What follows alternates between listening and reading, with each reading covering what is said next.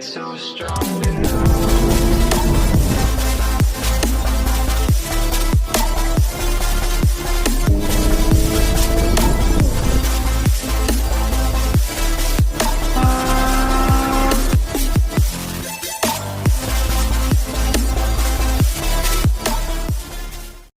What's going on, guys? Welcome back to another video, and today I'm bringing you something very special, something that you guys ask me all the time, which is which shifter is the best. Now I'm gonna show you all three top shifters that are currently in the market and also compare them side by side, showing you all the differences in each little detail about them. We're also gonna throw each shifter in the DC5 and show you what you should expect if you get any of these. So before we go, make sure you hit the thumbs up and subscribe. After all, it is 48 degrees right now. You see me with a beanie. So guys, I'm hustling for you guys and bring you this awesome content, so subscribe will help out a lot. Without further ado, guys, let's get started and enjoy the video. Alright guys, so check this out. We have each shifter here from every company that is currently making shifters for the DC5. Obviously we have the Hybrid Racing, KTuned, and Acuity. These are not in any specific order. I'm not ranking them right now, but I'm gonna show you each difference between them and hopefully answer a lot of questions. I'm just gonna start with from the top of the shifter all the way down and kind of go across and show you the differences and my thoughts on each technology and from experience how they are behaving and also how they work. So first off, let's start with the Hybrid Racing rod right here, which it is a stainless steel unit. You're only able to use this much out of it before it starts tapering off. They do make titanium rods that you can interchange, which is a nice accessory. You do have free rein and motion here. You can move it up and down as much as you want up to this point. Now moving on to the KTuned here. It is a very long rod right here, but unfortunately you only get to use this much of it as well, because in the other side here you do have preset holes that you can adjust it to. It's also a stainless steel. Moving on to the Acuity Shifter here, you also have a stainless steel rod which is numbered. Out of all three, this is the only one that is numbered, so you can get a basic idea where you know, the setting and all that. On this one, like I said, you have those preset holes right there, and this one doesn't have any numbers as well. So I think it's pretty cool that Acuity is actually labeling. Now moving on to the adjustment portion here. This mechanism here, unfortunately from past experience, it wasn't as secure. The V2 shifter always had issues with you know, this becoming loose. So I'm not sure how effective long-term this system is. On the V3 is actually much better, but you still don't have any grip inside of here. It is very smooth, so you have two smooth surfaces, and obviously over time it might get loose.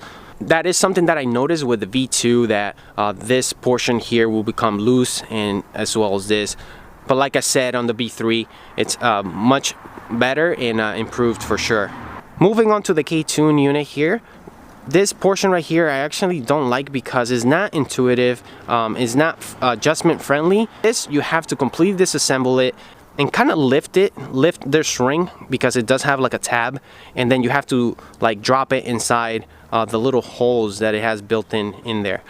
So I went ahead and loosened the system here, and this is what I'm talking about. This is held with that screw, and then it's held with this set point. So if you look in there, you have to like line it up perfectly, and that's how you adjust it. Now this is not very easy to do. As I was talking to you, I lost a little washer that the bowl had, but this is what I mean. It's just very outdated. You're paying a lot of money for this, so this is the kind of system that this one has. And once you line up those holes right there, you just set this in there, you drop it. I drop that again, and then you can secure it. So there you go. Then you have to throw in the bolt back on. Like I said, it's not too friendly like these two are, where you can just like loosen up the bolt and it becomes fully adjustable without, you know, dropping any hardware or messing with it. So I will have to deduct some points on this one. On this end, you have 2 Allen screws that kind of set inside the rod here. So like I said, you're not able to just smoothly go up and down. You have to perfectly put them right in those little holes without missing.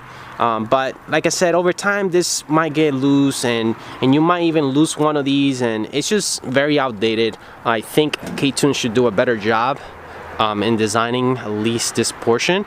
Now moving on to the Acuity system here, it is very sophisticated. It kind of like rotates within its unit here. You have that bolt in there which is not gonna go anywhere because I don't know if you see it in camera, it's a little shiny. It's right on top of the bolt.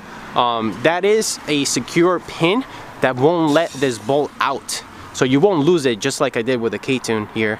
And it has an adjustment degree here in an angle indicator as well, so you can remember what your setting is. And if you have it, let's say if you're in the track or whatever and you're testing out different applications and different position of the shifter, you can take notes and remember that. And it has this bolt that goes across, and here it has a little like a brace.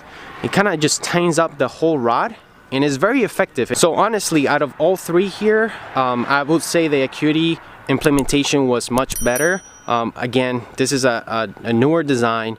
This one has been here for a long time, and this one has been used before. So on this one, I will have to give it to the Acuity unit.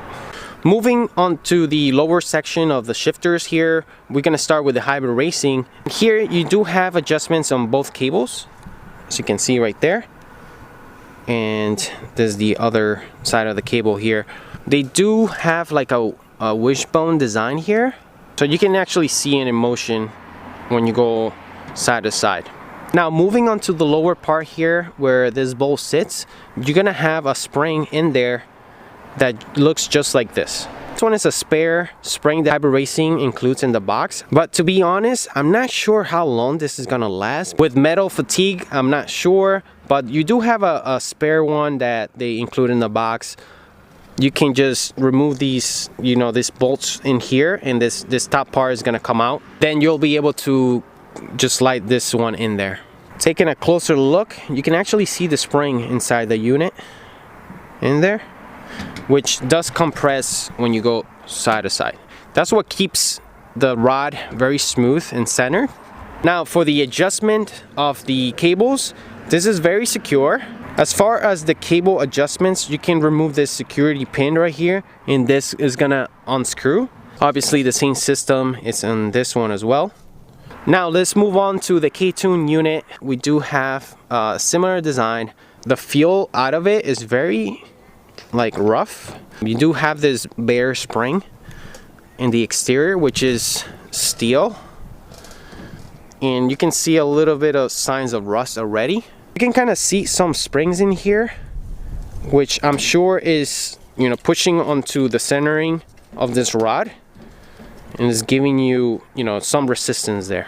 As far as the cable adjustments, you do have this mechanism which is not user-friendly. In order to adjust this, you have to remove this screw and just move it onto the lower part, and that's how you get your adjustments out of this. So far, what I've noticed is that the KTuned, it's falling short in technology and also in design. Now, moving on to the Acuity unit here, the newest design out of all 3. This spring right here does have like a rubberized coating on it, as well as insulation. You can actually see a rubber right there, which is giving this spring some tension, and it's not letting it rock back and forth like the KTuned. Here you just have it's just very rough, whereas this one is very smooth once it sits on it. Yeah, so guys, I have to stop because I had my neighbor actually came over and showed me and brought me this. Dude, this is really nice. Thank you so much. Wow, that was really nice of him stopping by and giving me that. But let's continue with the video. You do have a very snappy rod here.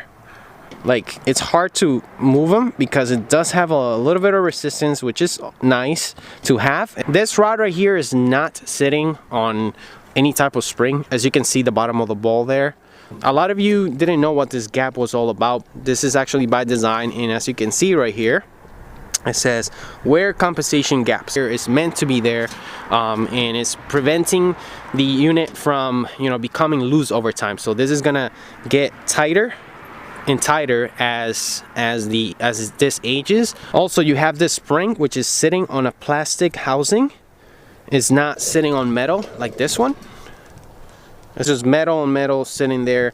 This is why this one is not smooth at all. And you see companies like Acuity, they pay attention to a lot of detail like this. I do like the implementation on this unit because they took precaution, and I do trust the thickness of that spring more than this. More that you compress it, the more that you fatigue metal. I'm not sure how long this will last. We have yet to see it. For now, I would say that longevity, for long-term use, this shifter is gonna have the tightest feel because of the technology right there. And obviously everything is just insulated and it looks really good. On this one, it's not as insulated. Out of all of them, this one definitely falls short. Now moving on to the adjustment part of this, here you guys asked me a lot in regards this being less safer than this kind of mechanism. This is very secure. In my experience, I haven't been able to slide this at all. Say this one's good on that term. This one's great in that term as well. On this end, you also have a very secure adjustment. You can see that that adjustment also has a slider in there. Loosen this, and then this is gonna slide up and down nice and easy. Now let's talk about the adjustments and pretty much how the cable mechanism works. As you can see, once you're going back and forth, you have this unit which has bushings in between all the metal parts right there. So all the tolerances are very close together. Here, very nice and secure. On the KTuned side, you don't have any motion at all. This portion right here is relying entirely on the cable itself, which might put a lot of wear on your cable bushing, on the inner cable bushing. This one has 2 years of use, so you can see a little bit of wear in there. On the hybrid racing unit, you do have some rotation right there, which is good to have. You do have this wishbone design, so you do have some motion there on this the front end of the shifter here. Now let's move on to the lower portion of the shifter where the cables rest. As you can see, that's just one time of use. The coating already chipped away. So I'm not sure how many times you take your shifter out, but if you're planning on removing your shifter many times, you may scratch the metal here. Obviously, hybrid racing is using some aluminum and real metal here. You do have stainless steel, you have aluminum, and then you have steel as well. So I do have a magnet, so we're gonna find out if this portion right here, which is coated, it's magnetic or not. So that's actually metal. You see me pulling the shifter, which could contribute to some added weight, but they were able to shave some weight out of it by cutting out these holes. This unit is welded. You can see some of the welds there. And then you have this unit sitting on top of your metal housing, which is bolted in the bottom. What I really like is that this is chassis mounted. As far as weight, the unit's pretty light. Now let's move on to the KTuned unit, which is a whole billet piece. And this one right here, it weighs quite a bit. So this is a very heavy shifter. This unit is put together with screws, as you can see. Like I said, this might be shiny in the beginning, but obviously over time it's gonna get all tarnished. It is very well put together, so nothing's like rattling or whatnot. We're gonna do the magnet test, and yep, that is aluminum, just in case you guys were wondering. Let's move on to the Acuity unit. They are using some stainless steel here. As you can see, with just one time, I was able to scratch it, but it's not gonna, you know, peel the coating because it's not coated with anything. So it is a bent piece of stainless steel, which is very high-end material. One of the features is that you can also chassis mount it, which is good. The unit is very light. After all, they're using very premium materials on this one. We're gonna get our trusty magnet and test it out. So stainless steel is not magnetic. And then this portion right here is aluminum. So very good in choice of materials. So that's why this unit, it's probably the lightest out of all. So this unit definitely has weight in mind. So if you care about racing, out of all the 3 shifters, this one's the most heaviest out of all. So if you care about weight reduction, don't go with this one. Obviously choose one or the other here. So that's gonna be it for all the differences. Next thing is throwing them in the DC5. I'm gonna give you a basic idea how they feel. I'm gonna describe how they shift, if there's any slack, if there's anything negative about them, I'll point it out for you guys to know. Hey guys, so I went ahead and installed the hybrid racing shifter first. As you can see, it is chassis mounted. It doesn't use any bushings or anything. It went pretty straightforward installation. I'm not gonna really show you the whole installation because I've done it before. I'm going to keep the shift knob the same throughout all shifters. That way the feel is the same as far as shift knobs. I'm not gonna use a weighted one. So I went ahead and used a S2000 CR shift knob right there with the yellow lettering. Is very nice. Right now it's in neutral. Shift it into first, so that's the first gear. The second gear.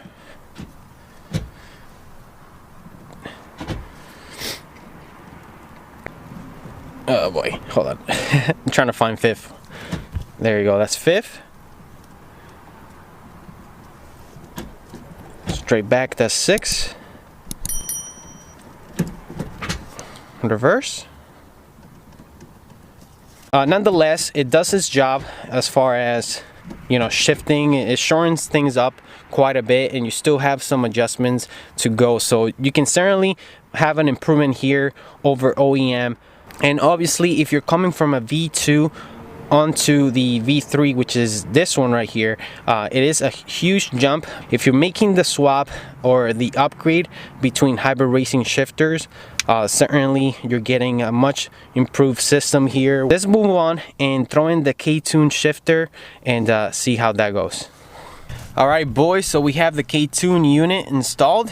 I must say I never thought I would install a KTuned unit in my car, but here we are making this video for you guys. We have Acuity bushings holding this baby down. I must say the installation of this is not very user friendly. Having clips in the other shifters is definitely easy to install your cables and whatnot. This one is like a screw type thing here in both ends, so it makes things a little bit harder. I did have to push back on the hybrid racing a little bit in order to get the cable in here, but this one had the most angle. I had to push quite a bit of slack back, that way I can get this in here. So something to note. So right now I have it in neutral. It does have quite a bit of drag on it. It feels very rough. Obviously you do have that pivot point surrounded by that metal housing there. Let's see how much play it is in center. Wow, so yeah, there's not a lot of resistance there. It feels OEM, to be honest with you. And first, you get quite a bit of a play.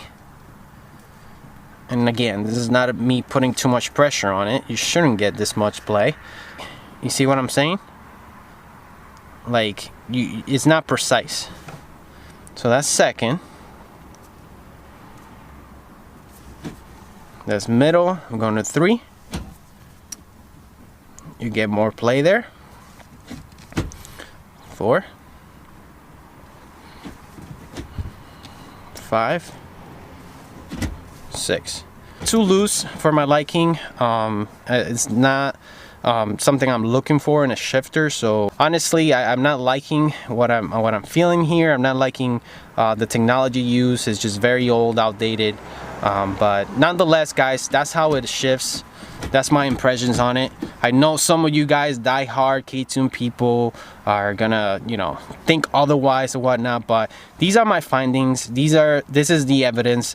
If people don't like it out there, it is what it is, but I'm just making this video kind of just guide people and help those that are looking for a good shifter. I'm not too impressed here at all. I'm gonna remove this and throw in the Acuity unit back in here. Alright guys, so we have the Acuity unit back in here. Cable angle is good. Like I said, the quick pin here is very easy to adjust. You can just loosen this up, go up and down. This is by far the best solution. The angle here is less aggressive than the other two. So this is neutral right now. That's side to side. This is by far the less movement out of all of them. This one goes directly to center. Just no drama. Look at that.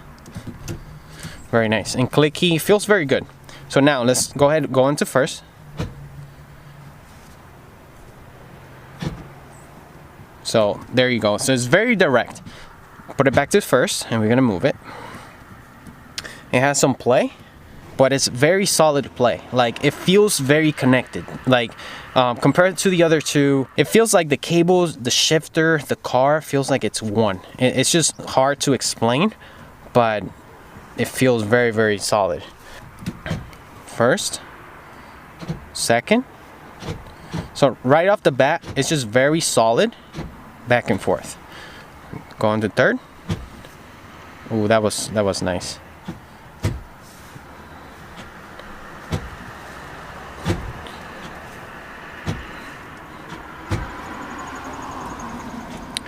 Oh, that's fifth and sixth. Something that I'm noticing on this shifter is very easy to find the gears. There's no drama at all. The hybrid racing, I had some trouble getting into 5 and 6. KTuned, it was very smooth into the gears as far as like finding them, but that was because it had no resistance at all. This is by far, I think, is one of the greatest shifters ever made. Alright guys, so that's gonna be it for today's video. I hope you enjoyed it because it was really hard to actually put this into a camera lens. It's hard to show you guys you know, how something shifts. So hopefully my description and hopefully my camera angles were able to show you you know, the quality of them. My conclusion would be that Acuity definitely did the best job here, the best shifter overall. Definitely paid a lot of attention to detail. They did a great job, so it translated into a crisp, very precise. Hybrid Racing also did a leap forward compared to their V2 unit, which was the previous generation of the shifter. With the V3, they did an excellent job. They fixed a lot of issues that the V2 had. I previously had on the V2 unit for about 3 years or 2 years before switching to the V3. I can certainly speak for those that have the V2. The V3 is definitely a leap forward. You guys are not gonna be disappointed at all if you decide to stick with hybrid racing. KTuned, I'm not sure what they're doing over there. That shifter is definitely outdated. I certainly don't recommend you guys to kind of spend your money there when you can get put your money towards something better. You have hybrid racing and Acuity now, so those two are excellent choices. Now that we're touching base on the KTuned shifter, I'm going to show you a text or message from the original owner that owned that shifter for 2 years. So this is from Pearl DC2. He said, I used this shifter for 2 years. Primarily, I tracked the car, but I did have quite a few road miles on the car. It was actually a decent shifter, but over time, it developed some noticeable slop. When I reached out to KTuned for assistance, they told me it was normal and showed little regard for my concern. I understand that companies have faults and quality issues. How they addressed it is what is most important to me. He actually got a Acuity Shifter, so he also said about that. That's why I sought out help from Acuity when they released their new shifter. I knew I could count on them to at least stand by their customers. So that was a nice message from him. You can actually see it right there, but that's him. So, you know, I'm showing you from the words of another KTuned owner. For the most part, I'm sure when it's new, it's okay, but I don't think longevity wise and the technology in it, it's very raw and it's very outdated. So Alright guys, so I hope you found this video useful. Obviously we are in a different timeline. It has been a while since I recorded this video, actually almost a year ago.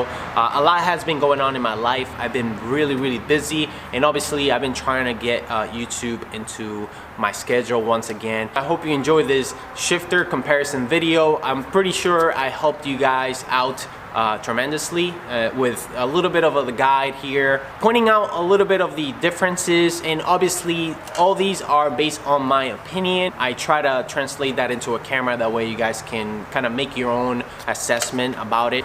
I always want the best for my build, so I make these videos to kind of guide you guys into a direction that is going to be beneficial to you guys. At the end of the day, you make your own call. You buy whatever shifter you want, but that is my preference and those are my findings. It is your money, spend it where you want it. And with that being said, I hope you enjoy that video. I've been away from YouTube for a little bit. Creating videos for YouTube does take a toll on mental health, so I took a bit of a break because I needed it. I wanted to step back and think about what really is important in life, so I kind of wanted to get a balance back in my life. Obviously we are in a brand new place. We have a lot going on. I'm in my new garage. Obviously I've been working on different projects, and also if you haven't been keeping up on Instagram, we have a K24 right here in the garage, so we're gonna be swapping that out onto a new project very soon. So stay tuned, make sure you subscribe, and make sure you hit the bell notification so that way you can be notified when that video does come out. But now I am back. I do have a few projects to edit, so I will slowly roll those out. I made this video a bit longer than usual, about 30 minutes. So thank you so much for those that actually stayed, watched the whole video throughout and didn't skip a beat. Also thank you to those that actually reached out and asked about me. Obviously I used to upload a lot, probably like 2-3 videos a month. That is a lot of work, so that's the reason why I kind of like stepped back from YouTube and focus on other things first. But now I do have a little bit of time. I got things under control, so now I'm back at it. So you guys are gonna see a lot more videos coming up very soon. As always guys, I appreciate every single one of you, either a love or hate. Doesn't matter which one of those you guys give me. I use both into inspiration and also motivation. So that's it guys. This is just a quick update about what has been going on around here. Once again, thank you so much for watching, and until the next video, peace.